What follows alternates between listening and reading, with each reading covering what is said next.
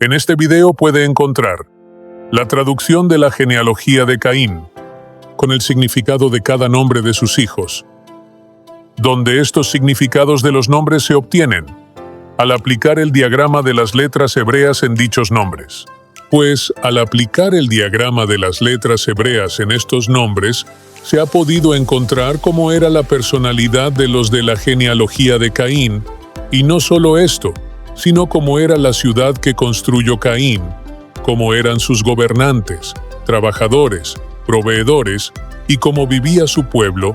Pero no solo esto se ha podido ver, sino que se puede ver que en la actualidad muchas naciones viven como se vivía en la ciudad de Caín. Hay que tener presente que la posibilidad de que el diagrama de las letras hebreas no lo haya hecho Dios, y este mal, es más de 1.000.000 factorial.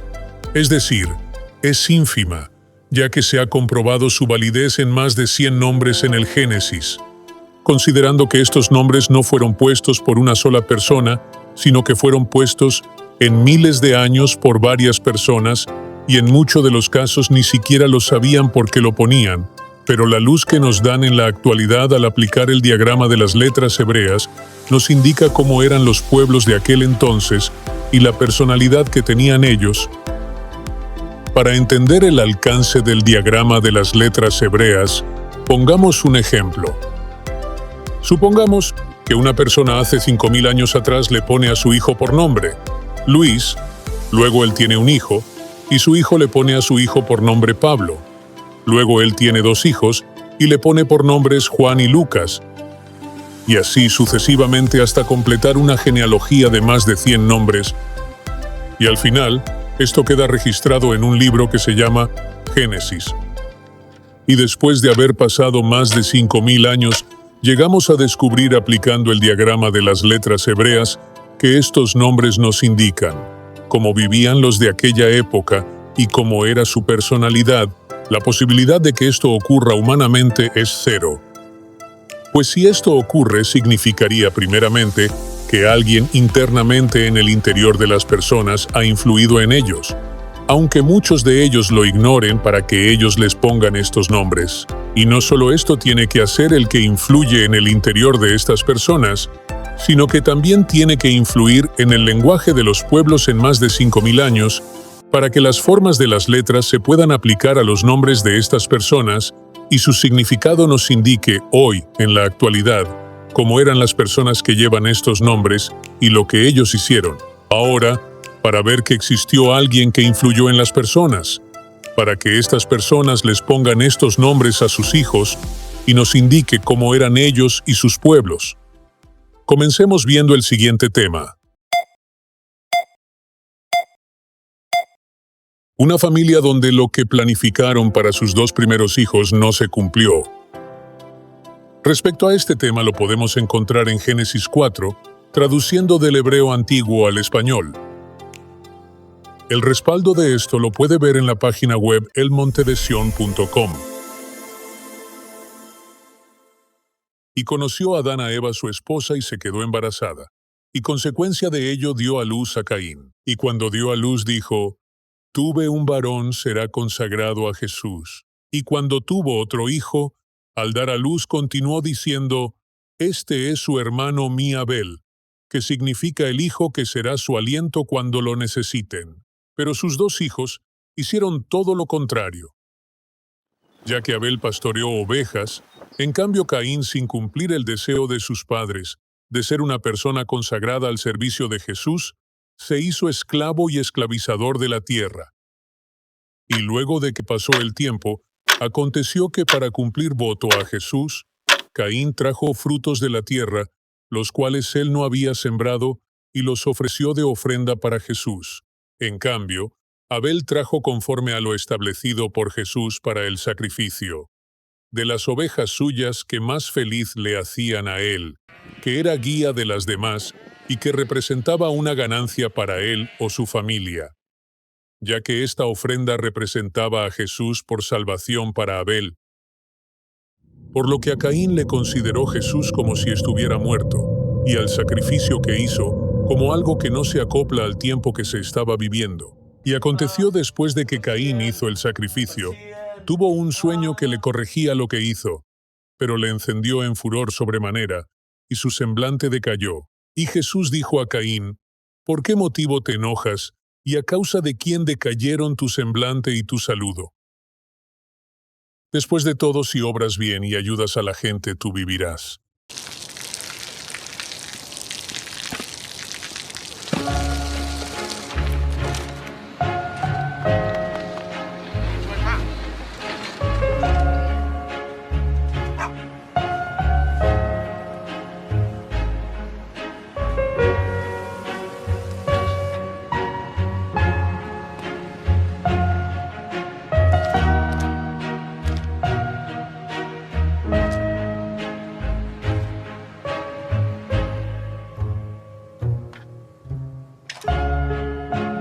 เขาจะได้อะไรถ้าเขาทำแบบนี้ทุกวัน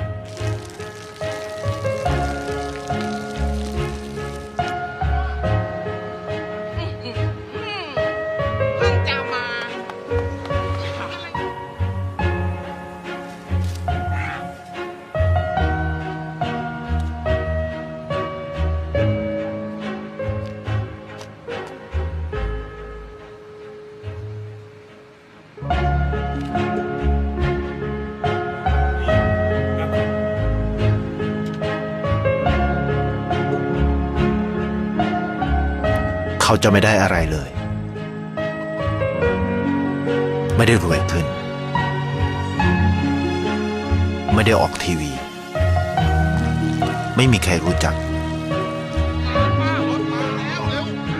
ไม่ได้มีชื่อเสียงที่มากขึ้น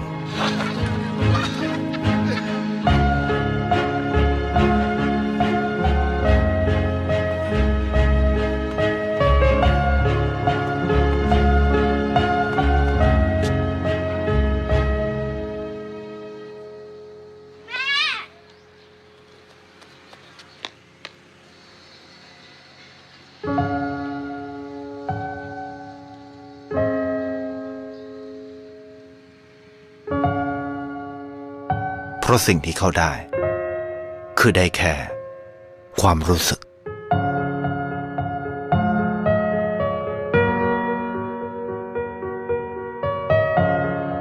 ได้เห็นความสุข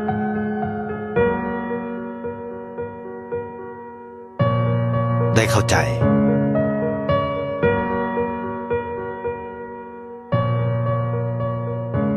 ได้ความรักได้ในสิ่งที่เงินซื้อไม่ได้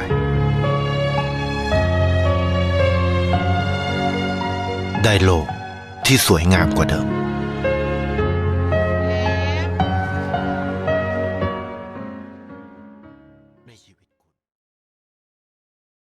Y en caso de que no obrarás bien y tampoco ayudas a la gente, cometes pecado, ya que te habrás inclinado a la tentación.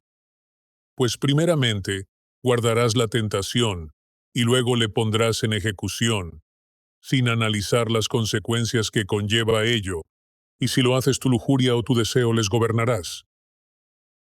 Y Caín quiso avisarle sobre el sueño a su hermano Abel, pero aconteció que cuando ellos estaban haciendo sus labores, dedujo Caín que la culpa era de su hermano Abel, y era el momento oportuno de vengarse, y que la única solución sería matarle, y así lo hizo. Y Jesús dijo a Caín: ¿Me falta Abel tu hermano? Y Caín dijo: No he sabido sobre él. ¿Acaso debo tener cuidado de mi hermano que es recto, honesto y justo? Y Jesús dijo: ¿Qué es lo que hiciste? La voz del linaje de tu hermano da chillidos desesperados a mí desde la tierra. ¿Qué castigo pronunció Dios que debe tener un asesino y por qué no debemos matarle? Y le dijo a Caín: Ahora por estar enloquecido y haber matado a tu hermano, yo también te destruyo para que mueras mísero. Por lo que te he maldecido desterrándote de la tierra que puso a disposición sus fauces para quedarse con lo manchado de la sangre de tu hermano, por causa de tu mano, pues, cuando labores sobre la tierra, no rendirá lo que esperabas bajo la fuerza aplicada por ti. También tú estarás en la tierra convulsionado, estrecho de manos y zarandeado. Y Caín dijo a Jesús: En verdad, ¿quién puede soportar hasta que muera tanta miseria y destrucción? Esto no es ético. Tú me has desterrado ahora por sobre la faz de la tierra, por lo cual yo contradeciré lo que proviene de tu faz. Y con esta intención se cambió de lugar, lo que ocasionó en la tierra conmoción y que cualquiera que descubra lo que hizo le matase. En consecuencia, Jesús, para que no le matasen a Caín, hizo saber que cualquiera que mate a Caín 7 veces subirá de tono a la violencia para que otras personas le quieran matar ahora a él. Además, Jesús puso a Caín una señal para que sea contra la ley que cualquiera al hallarlo le haya pegado un golpe a él. Luego Caín dejó de reflejar la presencia de Jesús y sobre la tierra de Nod se asentó al frente del Edén. La genealogía de Caín y sus efectos en la actualidad, y Caín conoció a su esposa y se quedó embarazada. Consecuencia de ello, dio a luz a Enoc, que representa su nombre a las personas que desean participar de lo bueno como la familia, el amor, el sexo, un hijo, la naturaleza, el oro y otras. Pero no quieren hacerlo bajo los fundamentos y normas de Jesús, por lo que Satanás, aprovechándose de ello, pone en ellos otros fundamentos y normas que se sujeten a los estándares de lo negativo para Jesús y que son satánicas, como la violencia, el sexo ilícito, alimentos no lícitos, vanidades y otras, que les ayuda a hacerse de lo que es bueno, la familia, el amor, el sexo, un hijo, la naturaleza, el oro y otras. Y estas personas como Caín construyeron una ciudad para vivir, y Caín la ciudad llamó del mismo nombre de su hijo Enoc, donde en esta ciudad como en los días de hoy, no se ve nada de las obras de Jesús, pero se puede ver lo que una vez era bueno manchados sus cimientos de lo negativo o satánico, con el fin de satisfacer los deseos pecaminosos de sus gobernantes.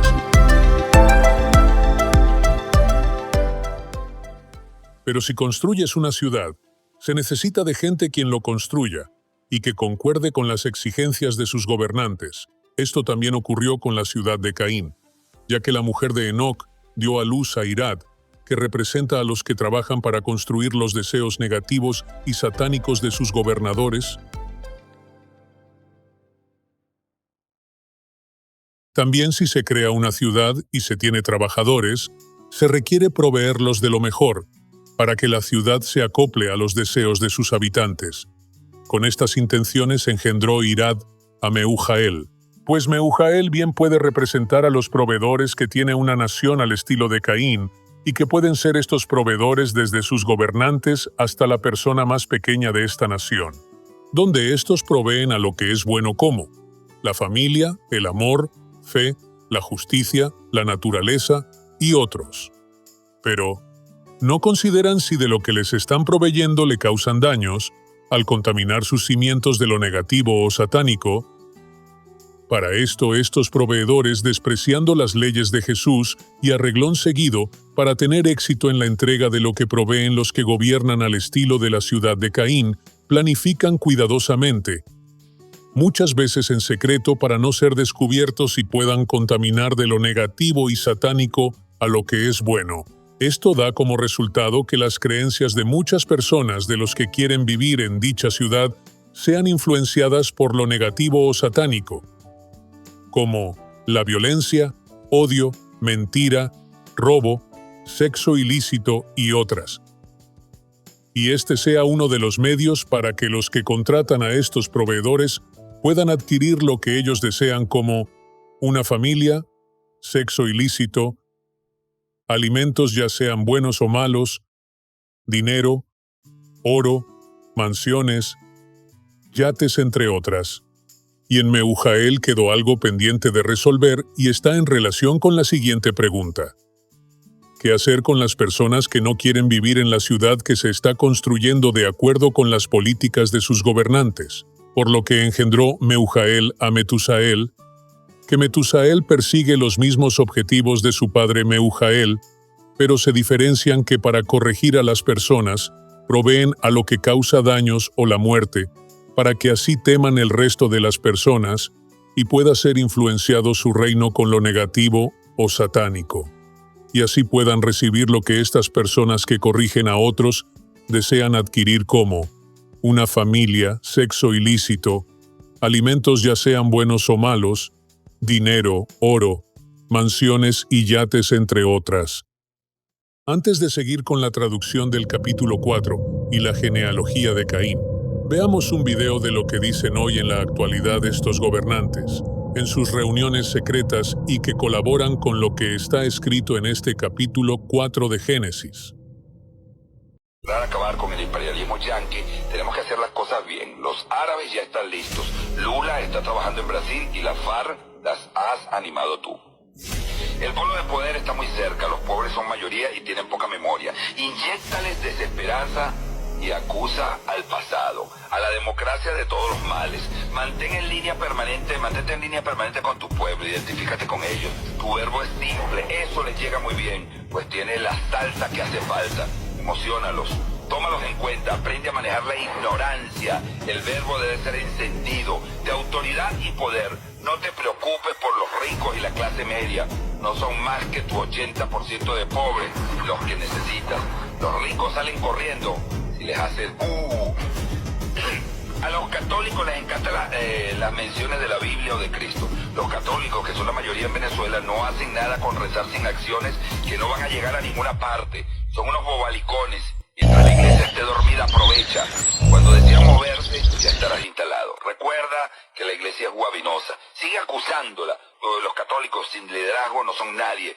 Y ningún curita va a reaccionar. Hay 2 o 3 que quieren reventar, pero sus superiores los acorralan.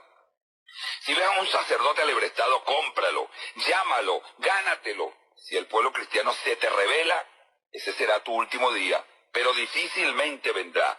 Los judíos en Venezuela no cuentan, los evangélicos son unos pobres pendejos, y las demás religiones, ¿para qué nombrarlas? Saca al Cristo, siempre habla en su nombre. Recuerda que esto a mí me dio excelentes resultados. Incluye banderas y a Simón Bolívar cuando puedas. Genera un nuevo nacionalismo, despierta el odio, divide a los venezolanos. Esa etapa te da buenos dividendos.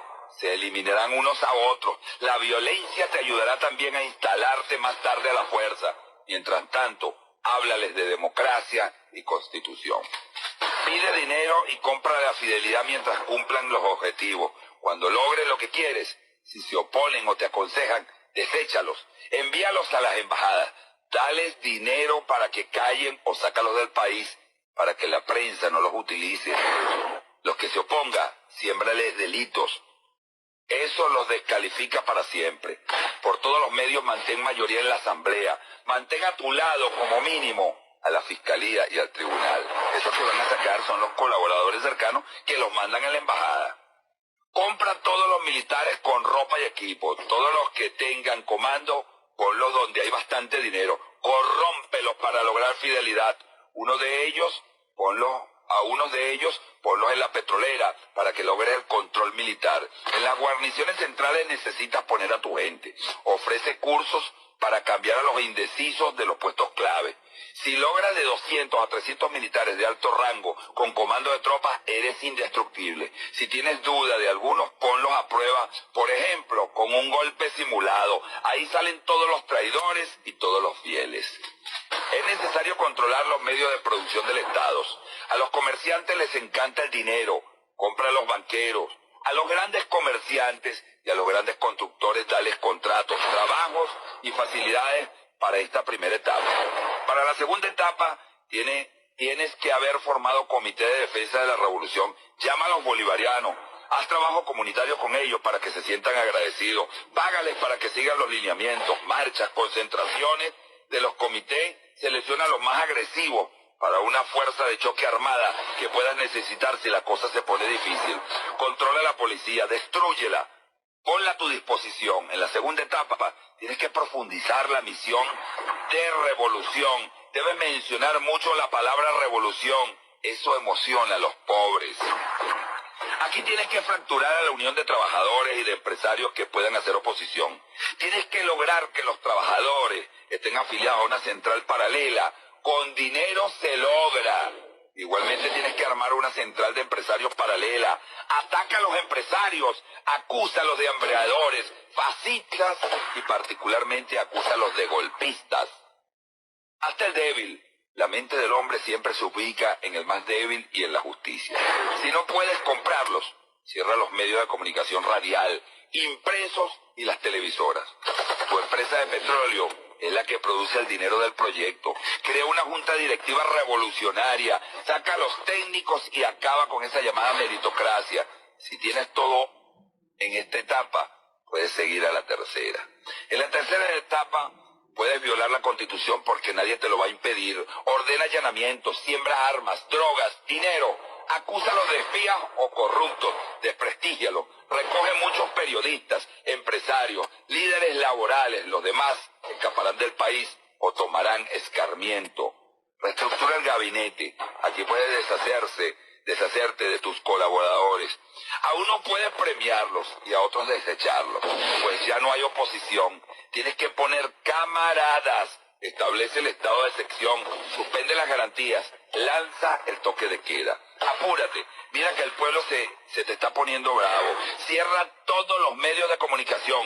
Destituye alcaldes y gobernadores de la oposición. Anuncia la reestructuración de todas las áreas del Estado y la elaboración de una nueva constitución. Forma un consejo de gobierno con 500 miembros. En ese consejo asesor de gobierno estaré yo. Hay que fusilar a los opositores que no aprendan. Esto es lo único que los silencia y es más económico. Nunca dejes que se organicen y conozcan tus intenciones.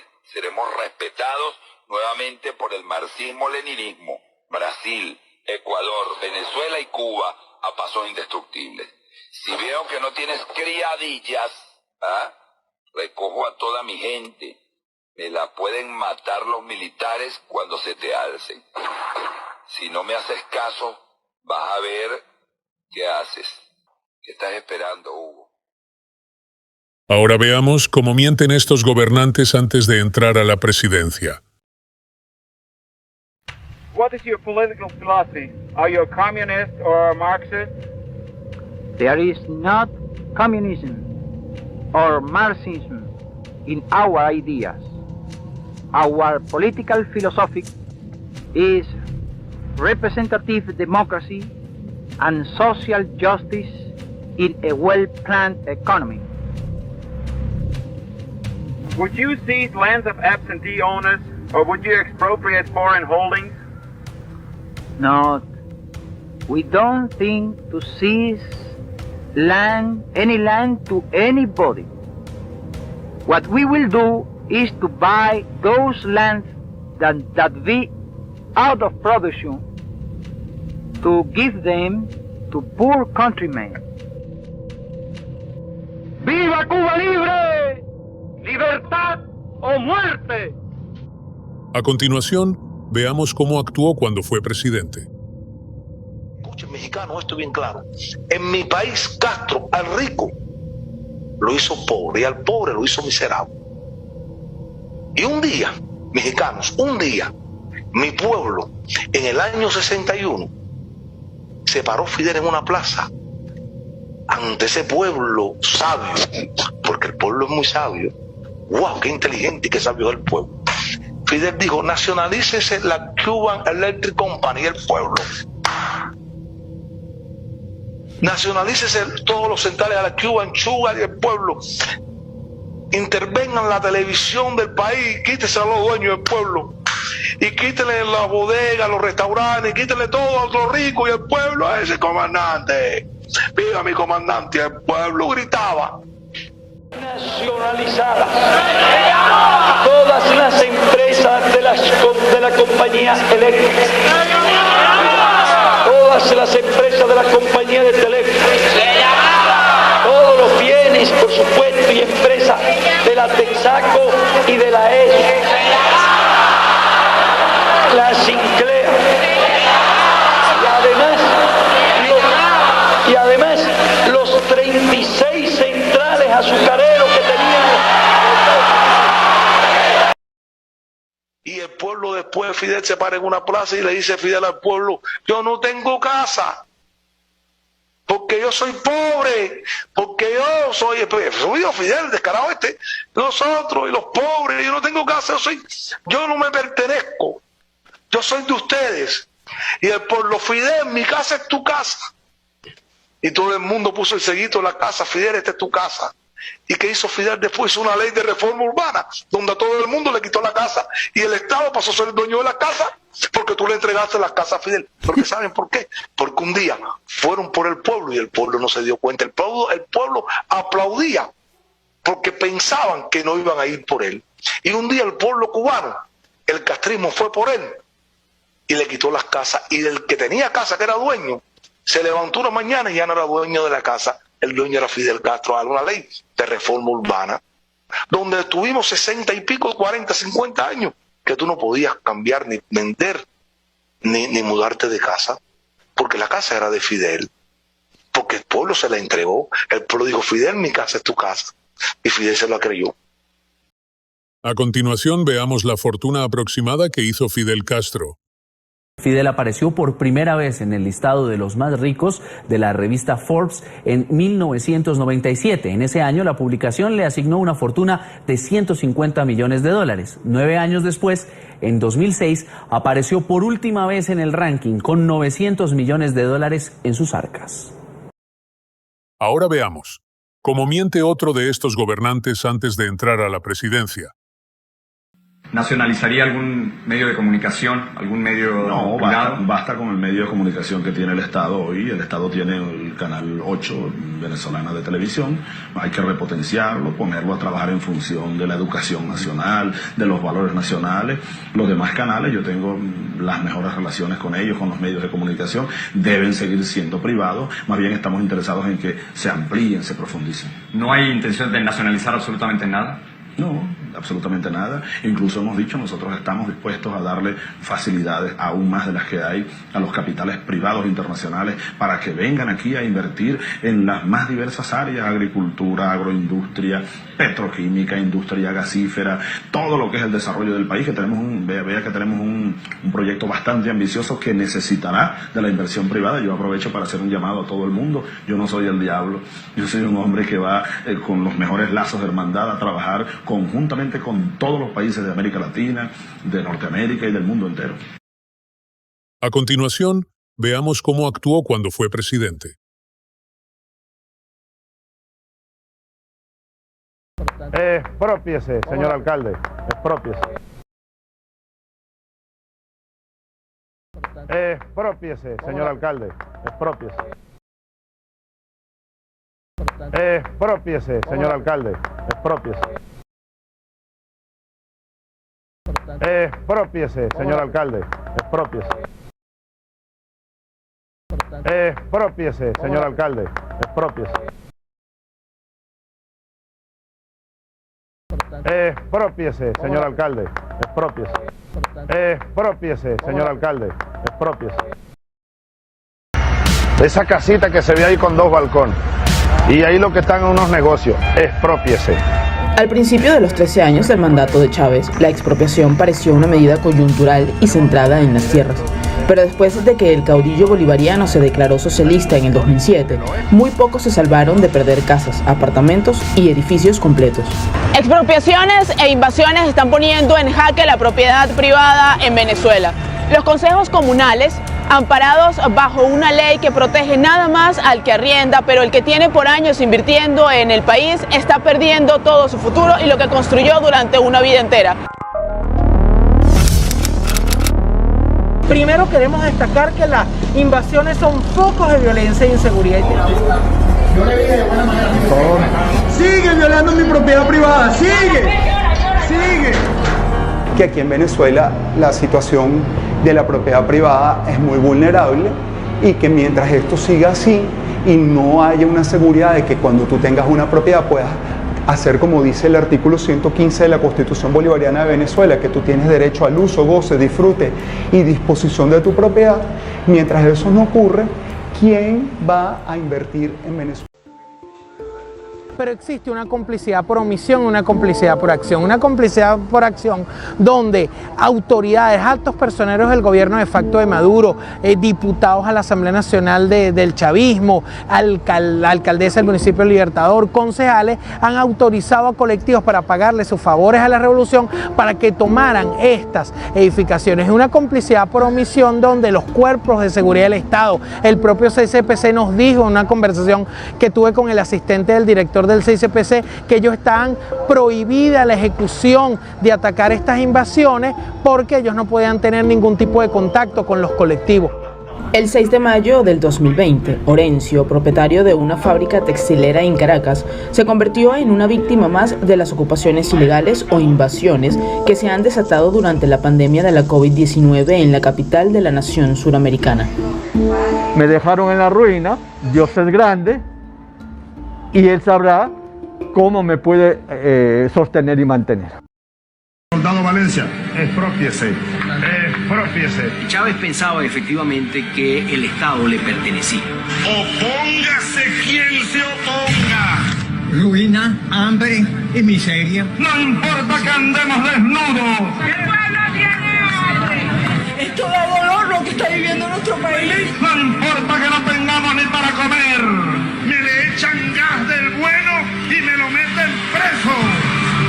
El populismo es como un animal enjaulado. Hemos resucitado al padre Bolívar. El populismo ejerce una función liberadora. ¡Patria! ¡Socialismo o muerte! A continuación, veamos la fortuna aproximada que dejó Hugo Chávez a su familia. Era la extravagante vida de Hugo Chávez. Patrimonio neto. Según varios medios a nivel internacional y con información otorgada, el patrimonio neto de Hugo Chávez era aproximadamente de $1.200 millones en el momento de su partida. Un informe de 2010 de una firma global de evaluación de riesgos y mitigación de amenazas estimó que los activos de la familia Chávez sumaban entre $1.000 y $2.000 millones. La gran mayoría de estos activos están relacionados con el petróleo y fueron controlados por el propio Chávez antes de su partida.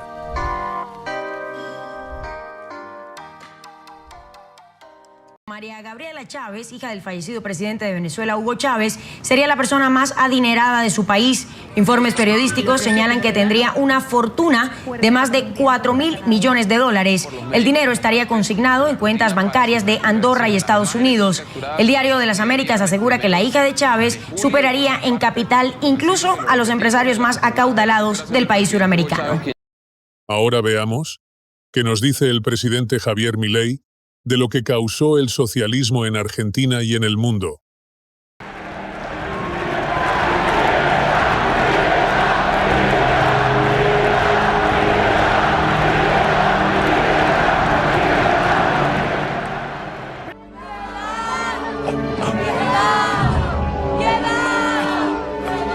El prisionero desea decir una palabra.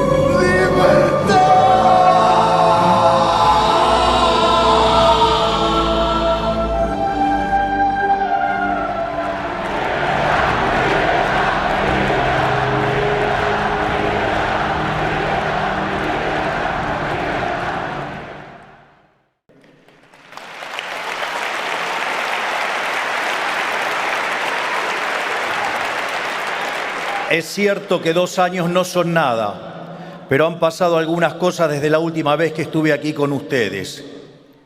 Cuando me presenté acá, hace 2 años, era tan solo un diputado nacional que, acompañado solamente por quien ahora ejerce el cargo de vicepresidente de la Nación, enfrentábamos a la totalidad del sistema político en Argentina defendiendo las ideas de la libertad.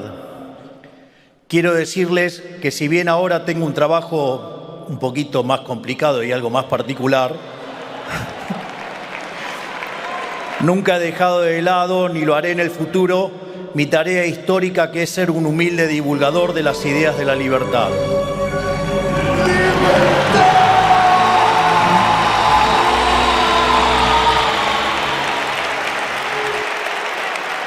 Porque estoy convencido que hoy, más que nunca, estas ideas y valores que llevaron a lo más alto a la especie humana corren peligro y necesitan ser defendidas del asedio del maldito y cancerígeno socialismo.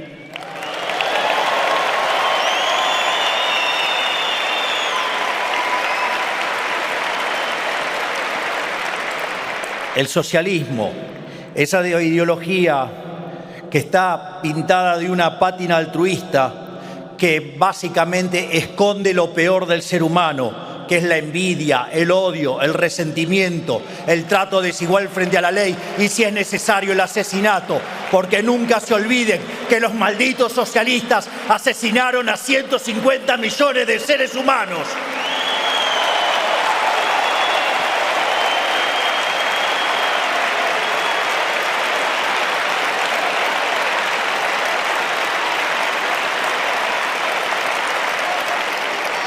Hace poco, en la conferencia que brindé en el Instituto Milgen, dije que, en algún sentido, los argentinos somos profetas de un futuro apocalíptico que nosotros ya hemos vivido, pero que el resto de Occidente aún tiene por delante. Porque si miran la historia argentina de los últimos 2 siglos, verán una tragedia en 2 partes, ascenso y caída. Una tragedia que es testimonio de lo que puede ocurrir cuando se reemplazan las ideas de la libertad por cualquier tipo de experimento colectivista. En la segunda mitad del siglo XIX, la dirigencia argentina grabó en piedra los principios básicos del liberalismo, que son la defensa a la vida, a la libertad y a la propiedad privada. Y como resultado,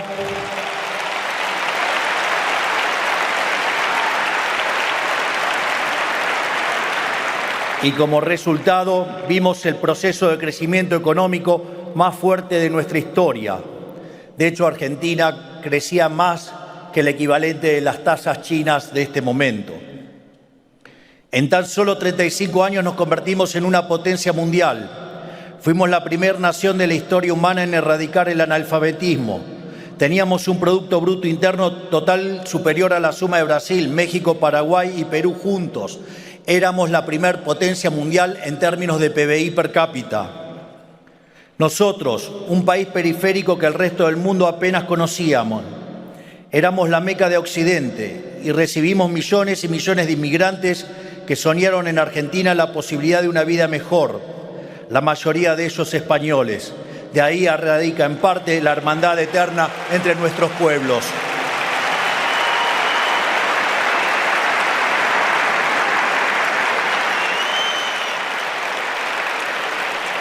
Pero en algún momento de la primera mitad del siglo XX, la dirigencia política se enamoró del Estado, abandonó las ideas de la libertad y las reemplazó por la doctrina de la justicia social, que atenta directamente contra la libertad y la propiedad del individuo.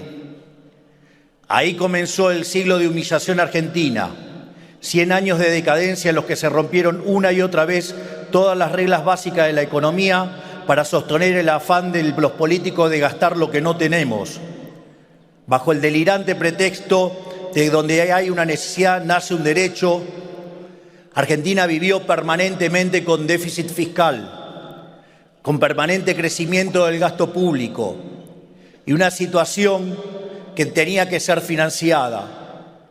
En primer lugar, los políticos inmorales lo financian con deuda, que no es ni más ni menos que pasarle la fiesta presente a nuestros hijos, a nuestros nietos y a las generaciones futuras.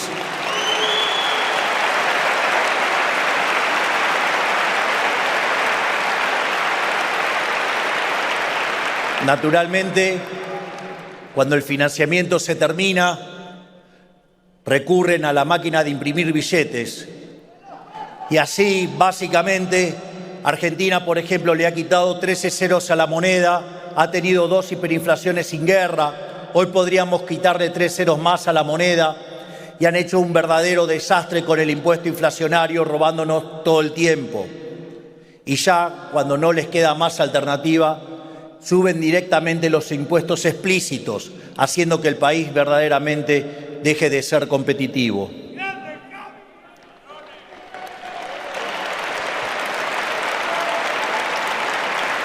Como resultado de estas medidas, vimos cómo nuestros ciudadanos comenzaron a empobrecerse sistemáticamente, hasta caer al puesto 140 del mundo en el ranking de PBI per cápita, habiendo llegado a multiplicar la pobreza por 10 veces en los últimos 50 años. Y no solo eso. Argentina, que es un país que produce alimentos para 400 millones de seres humanos, tiene una presión fiscal en el sector agropecuario del 70%. Es decir, que el maldito Estado se queda con el alimento de 280 millones de seres humanos y a 5 millones de argentinos les falta de comer. ¡Basta de socialismo! ¡Basta de hambre! ¡Basta de miseria!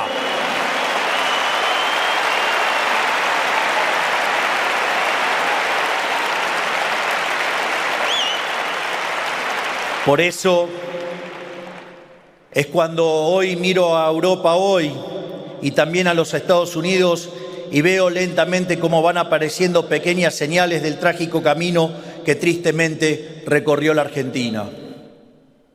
En la otra vereda de la historia, mientras el socialismo destruía a la Argentina, el capitalismo de libre mercado literalmente salvaba al mundo. Resta ver la historia económica global de los últimos 250 años y en particular de los últimos 100 años para demostrarlo. Hasta el año 1800 aproximadamente, el PBI per cápita del mundo prácticamente se mantuvo constante, pero a partir del siglo XIX y a raíz de la Revolución Industrial, el PBI per cápita no solo aumentó, sino que lo hizo de forma exponencial, multiplicándose por más de 20 veces y generando una explosión de riqueza que sacó de la pobreza al 90% de la población del mundo, aun cuando se multiplicó la población en 8 veces.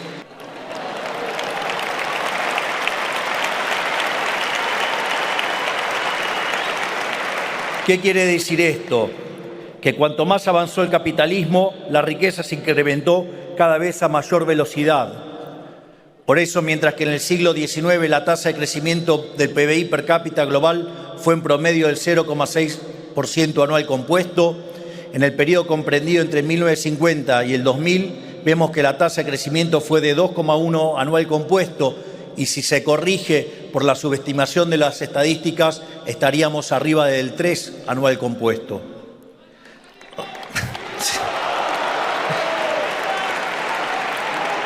O sea, el capitalismo de libre empresa ha sido una panacea para Occidente.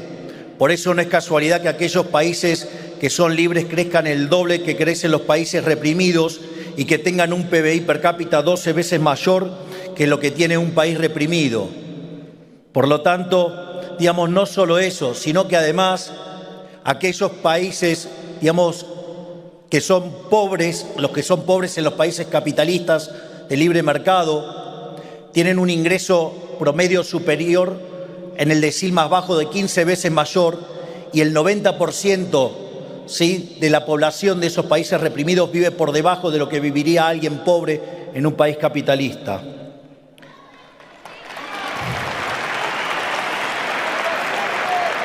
Esto demuestra, a pesar de los llantos de la izquierda, que los mercados libres generan prosperidad para todos, no solo para algunos. No hay caso de país en toda la historia de la humanidad que haya abrazado las ideas de la libertad, que no haya experimentado una explosión de crecimiento y prosperidad para todos. Por el contrario, el socialismo, siempre que se ha intentado, no solo en la Argentina, sino en el mundo entero, ha sido un fracaso en lo económico, ha sido un fracaso en lo social, un fracaso en lo cultural y en muchas ocasiones un fracaso impuesto sobre pilas y pilas de cadáveres sin nombres.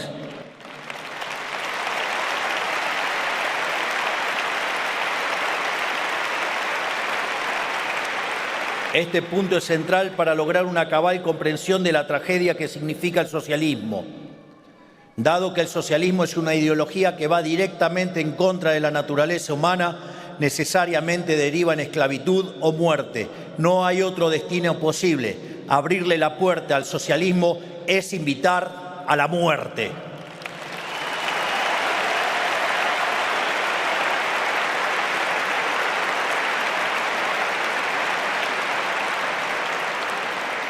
Pero si bien todo esto es obvio, hoy es más importante que nunca señalarlo, porque en las últimas décadas las élites globales lamentablemente han sido cautivadas por los cantos de sirenas socialistas, a través de ideas, discursos y valores que se han colado en el sentido común de nuestras sociedades, promovidos por organismos supranacionales, por ONG, por instituciones educativas y por la industria del entretenimiento y los medios de comunicación.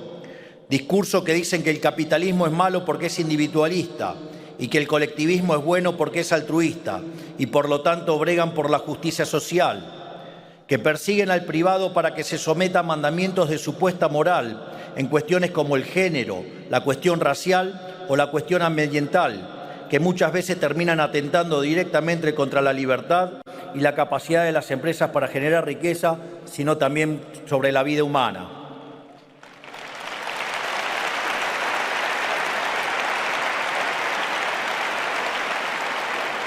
Parece que no entienden que la justicia social siempre es injusta, porque implica un robo, porque implica un trato desigual frente a la ley, y que cada intento de los políticos por hacerse los buenos termina perjudicando la generación de riqueza y, en consecuencia, perjudicando al conjunto de la sociedad.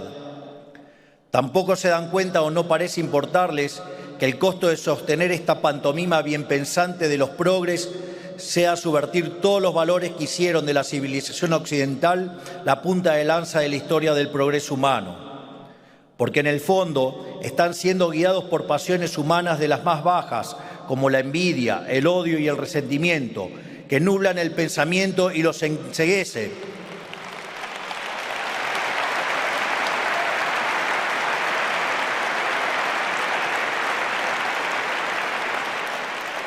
Es más, tanto los enceguece a punto tal que viven proyectando sus miserias en el resto. Por eso, a todos aquellos que se piensan que están salvando el mundo con el Estado presente, con impuestos altos, con cupo de géneros y castigando a los empresarios, yo les digo, ¿saben qué es lo mejor para los trabajadores? Que pacten contratos libremente con sus empleadores.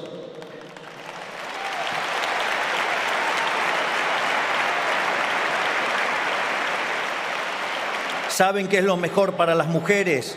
Dejar de tratarlas como víctimas que necesitan cuidados especiales.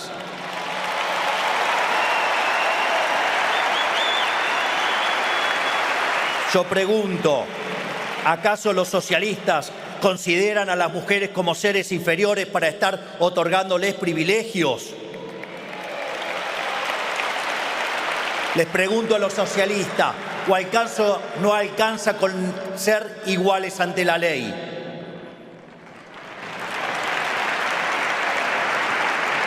¿Saben qué es lo mejor para el planeta? Dejar el mercado encuentre, como ha hecho siempre, las mejores soluciones. ¿Saben qué es lo mejor para los niños? Un padre y una madre que les conocen mucho mejor que cualquier burócrata.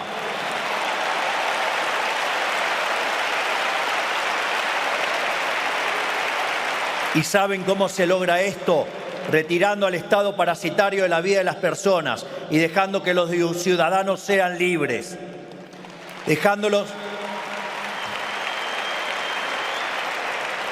Dejándolos asociarse libremente, elegir qué producir, a quién emplear, dónde estudiar, a quién venderle, qué comprar y qué hacer con el fruto del trabajo propio.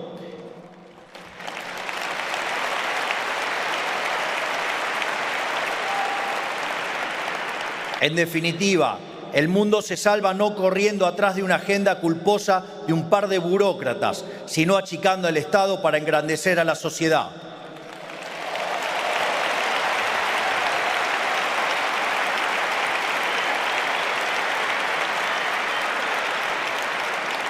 Hay que destruir esa idea parasitaria que ha aprendido en Occidente, que dice que la tarea del Estado, o sea, del burócrata, es controlar cada aspecto de la vida de los ciudadanos.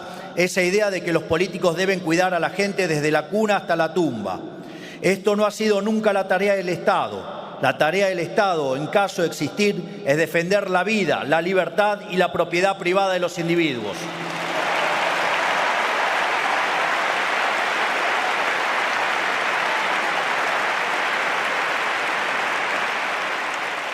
Pero las élites globales no se dan cuenta de lo destructivo que puede llegar a ser implementar las ideas del socialismo, porque lo tienen demasiado lejos, no saben qué tipo de sociedad y país puede producir y qué calaña de gente atornillada al poder y qué niveles de abuso puede llegar a generar.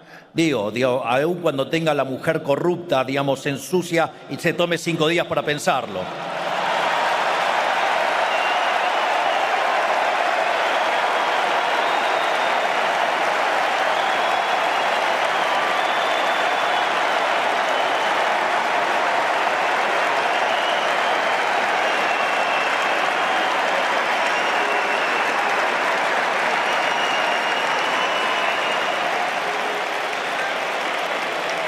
Por eso me toca a mí mostrarle lo que es lo siniestro y nefasto que es el socialismo, porque lo hemos vivido en carne propia, lo sufrimos todos los días, porque la Argentina es un país infectado de socialismo hace décadas, o quizás debería decir, era.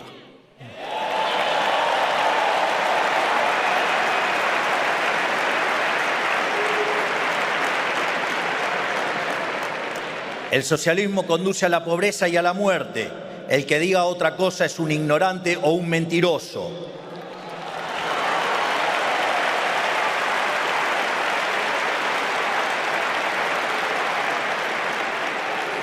Y como el socialismo conduce a la muerte, nunca, pero nunca podemos dar el brazo a torcer. En nada, no podemos dejarnos correr 1 milímetro por los zurdos, ni aun cuando parezca que tienen razón, porque nunca la tienen.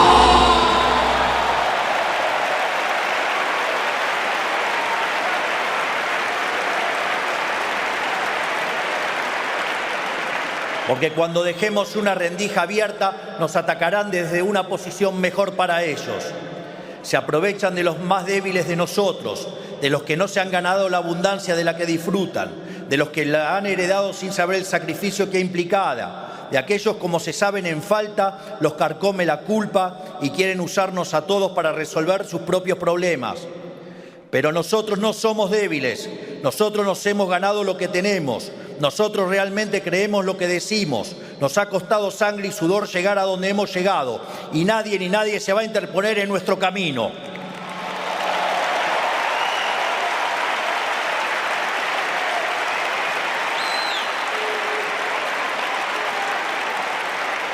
No importa qué hagan, no importa qué digan, ni cómo nos ataquen.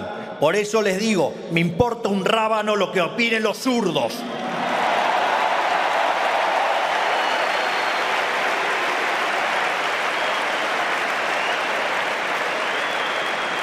En definitiva, no hay nada que puedan hacer para alterar el curso de los acontecimientos.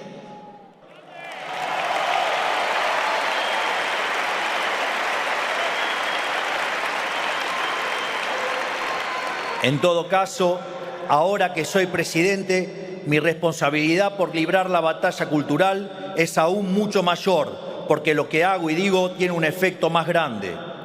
Y dar la batalla cultural no es solo moralmente correcto, sino que además es necesario de un punto de vista del gobierno.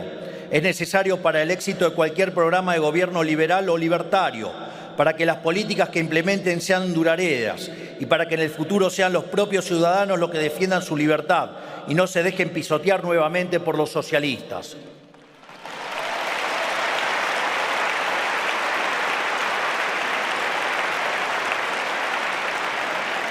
Porque además es importante alzar la voz, porque nuestros adversarios siempre juegan con ventaja, porque tienen su gente metida en todos los niveles del Estado, tienen la fuerza de los sindicatos y de las organizaciones sociales, tienen a los empresarios prebendarios que viven del Estado y lo financian, tienen los organismos supranacionales, las organizaciones no gubernamentales, los medios de comunicación y la industria del entretenimiento. Y en mi caso, en mi país, hasta el control sobre el fútbol.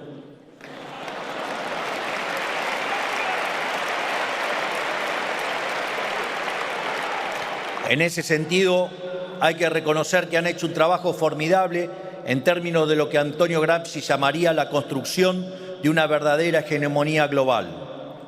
Si todos los que creemos en la vida, la libertad y la propiedad no hacemos nada, estamos condenados. Si todos los que creemos en los valores que hicieron de Occidente la civilización más próspera de la historia no hacemos nada, estamos condenados. Por eso,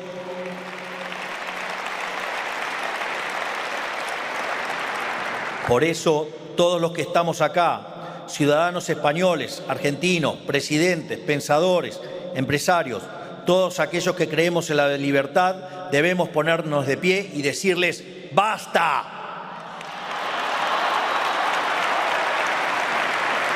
Basta al odio, al resentimiento y a la envidia que implica el socialismo.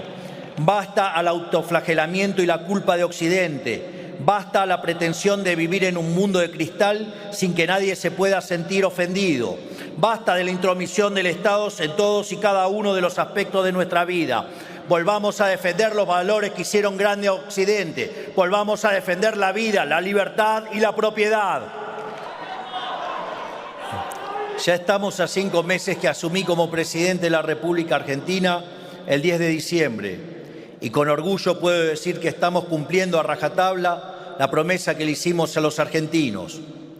Agarramos una economía al borde de la hiperinflación, con 15 puntos de déficit fiscal consolidado, con emisión descontrolada después de haber emitido dinero por 13 puntos del PBI en un año, con precios reprimidos a niveles ridículos y con tasas de interés altísimas. Y a pesar de todo eso, la estamos dando vuelta.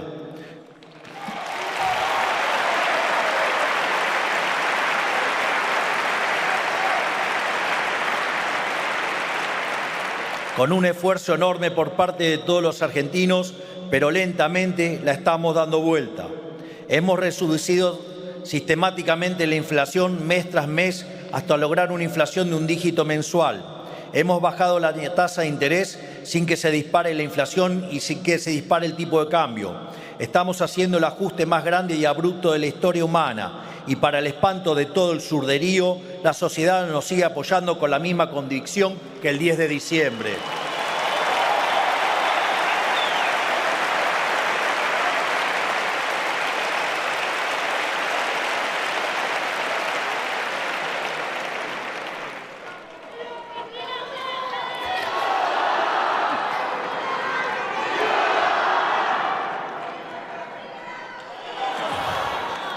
Por eso llora la izquierda local e internacional, porque todo lo que ellos resumen como imposible, nosotros lo realizamos, porque todo lo que han roto con su chamanismo económico, nosotros lo estamos enmendando con trabajo y con las ideas y valores correctos, porque todas las ideas, valores y teorías que ellos predican en mi país ya han fracasado y todo aquello a lo que ellos le tienen miedo está empezando a tener éxito.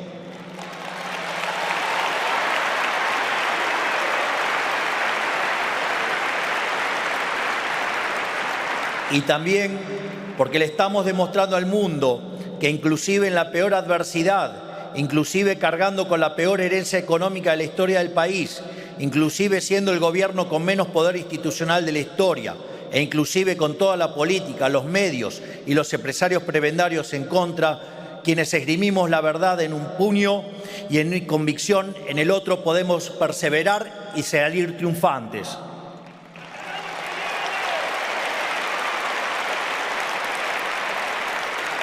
Porque más tarde o más temprano, la verdad siempre se impone sobre la mentira, la libertad siempre se impone sobre la opresión, la vida siempre se impone sobre la muerte y el bien siempre triunfa sobre el mal.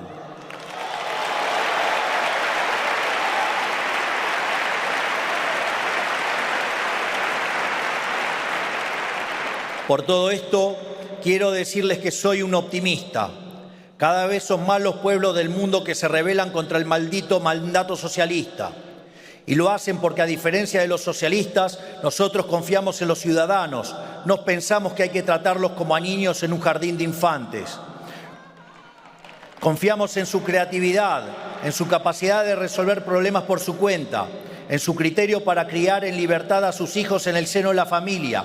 Confiamos en la capacidad de los hombres y mujeres de forjar su propio destino y que esto redunde en mayor beneficio para el conjunto de la sociedad.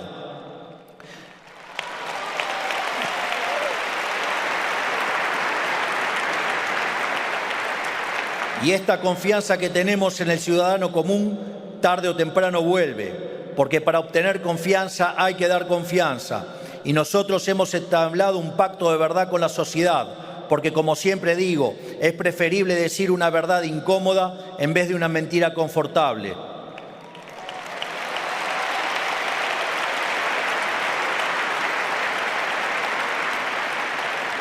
Por todo esto, quiero comprometerme con todos ustedes y decirles que no les voy a fallar.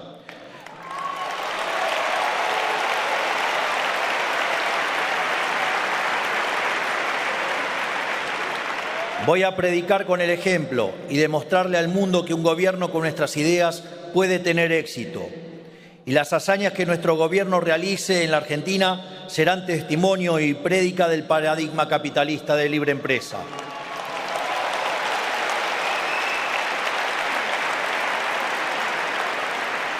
Pero no serán ningún milagro, sino la consecuencia necesaria del ejercicio de las ideas correctas, porque la libertad es el único camino posible a la prosperidad.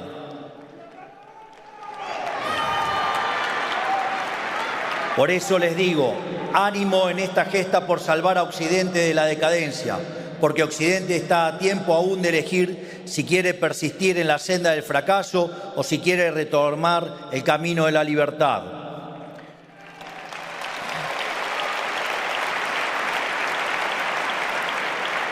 Finalmente, les quiero dejar una frase de uno de los mayores pensadores del siglo XX, que fue Ludwig von Mises, y que además demostró la imposibilidad del socialismo ya en 1922 con su famoso tratado El socialismo.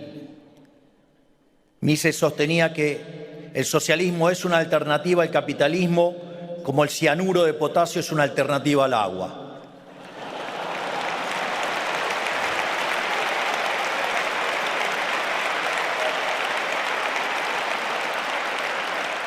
Y dado que Mises era una persona con una gran visión y entendía de qué iba el desafío, hizo una frase de Virgilio, su frase de cabecera, una frase en latín que dice: tu no sede malis, sed contraudentior ito, que significa: no cedas ante el mal, sino que enfréntalo con mayor audacia. No cedamos frente al socialismo, vamos a enfrentarlo con mayor valentía.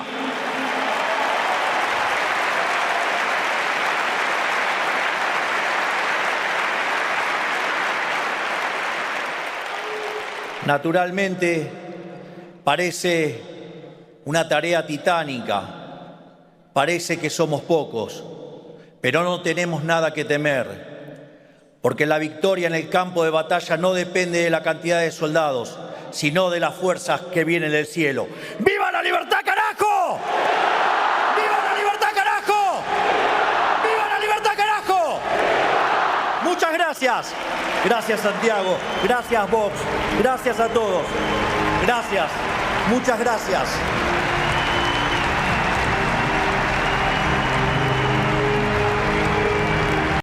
¡Viva Cuba libre! ¡Libertad o muerte!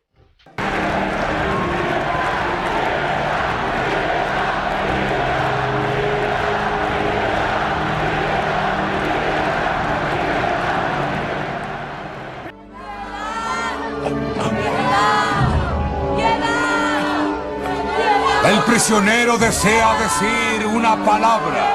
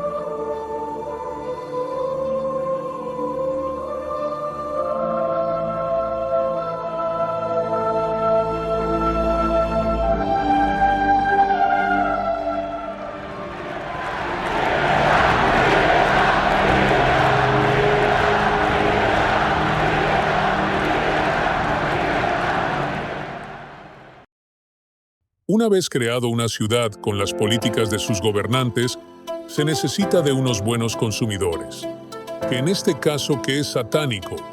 La persona no tiene que considerar el origen o el daño que le puede causar de lo que se están proveyéndose.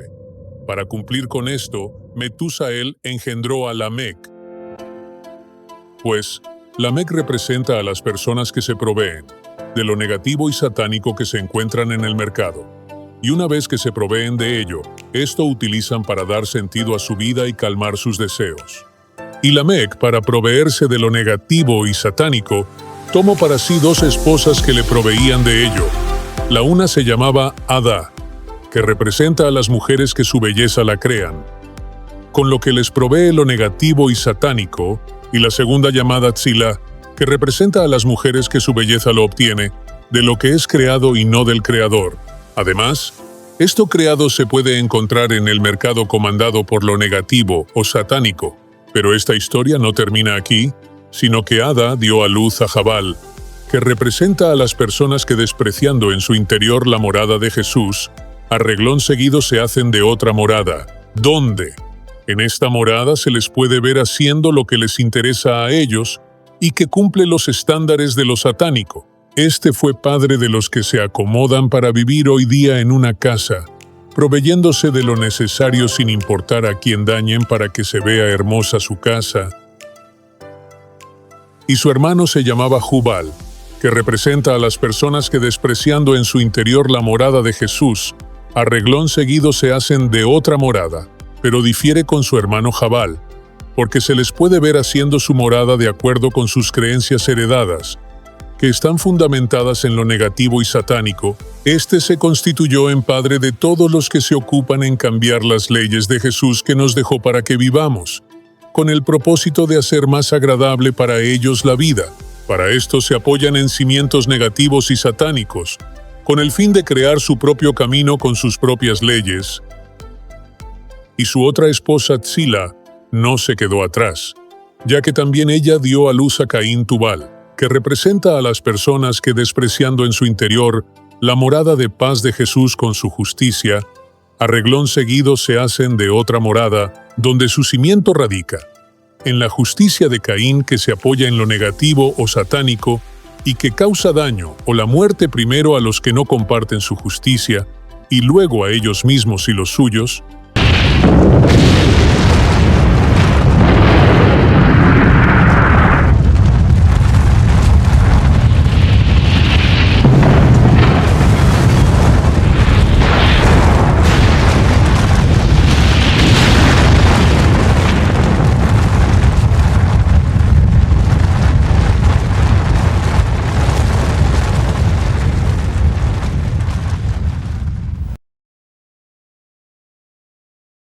Es por esta razón que Caín Tubal y su genealogía bruñó todo bronce, hierro y acero con sutileza, suavidad y ocultamente.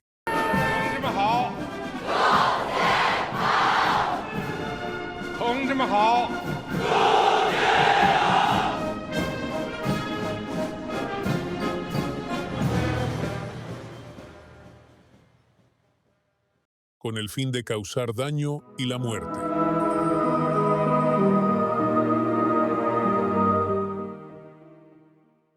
Además, Caín Tubal tuvo de hermana a Naama, que Naama representa a las mujeres, donde su belleza radica en que proveen a su hogar o su entorno de lo negativo o satánico, ya que su carácter está sintonizado con ello.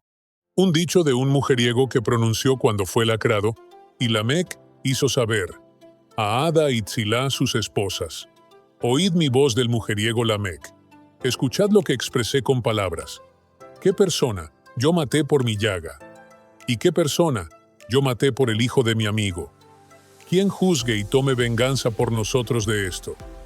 A Caín mi padre le ha puesto de pie 7 veces y 77 a Lamec, un padre que tuvo el valor de llamar a su hijo, el reino que se le extravió a Jesús.